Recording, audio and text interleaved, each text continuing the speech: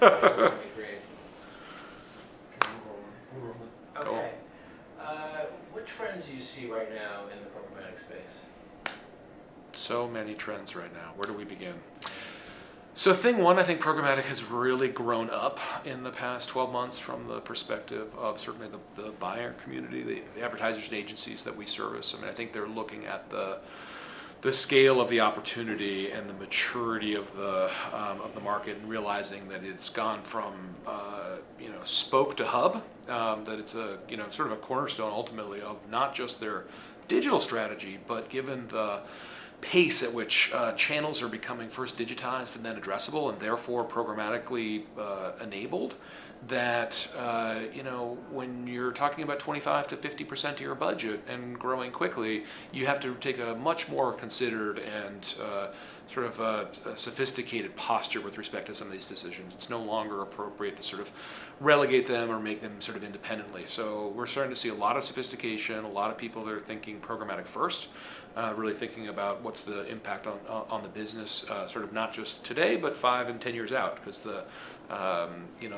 investment that you need to make and then the rewards that you get for having made the investment are starting to become in the hundreds of millions of dollars for most organizations. And those are the types of things you take seriously. If we had this conference, if we can go to this conference in 3 years, you come back, put you in time machines 3 years from now, we're at the conference, what are the topics we're talking about? We're back to talking about marketing, thankfully. I think the opportunity is programmatic. I think moves from a line item on a media plan to the media plan, right? The way that marketing happens. And then you don't have to talk about it so much, right? I think right now we're probably at the tail end of the sausage making. It's just about ready to just think about the sausage, right? Just think about the meal, which is great. So I think 3 years from now you're sort of back to it's just an enabling platform. It's like air. You don't talk about air. You just kind of breathe it. And programmatic, I think, in 3 years' time will be dangerously close to having arrived. What advice would you give a publisher who's thinking about diving into programmatic in a significant way? Yeah, I mean, dive in. Look, I think has been. I'm dating myself a little bit because I think most publishers are kind of there already. I mean, the pace of change, I think, has been accelerated, and I think people are, generally speaking, leaning forward. You don't have the knee-jerk, programmatic is bad. You have programmatic has this impact, right? This is what's happening in my sort of indirect channel. And I think increasingly as the distinctions blur, publishers will think the same way. I do think there's a very powerful opportunity to stop the price conversation, right? The challenge when the metrics are so standardized, right? So driven around the click, so driven around the impression. The only lever that a buyer and a seller, an advertiser or their agency and a publisher can talk about is price, and that's inherently a zero sum, right? And someone wins and someone loses in that conversation.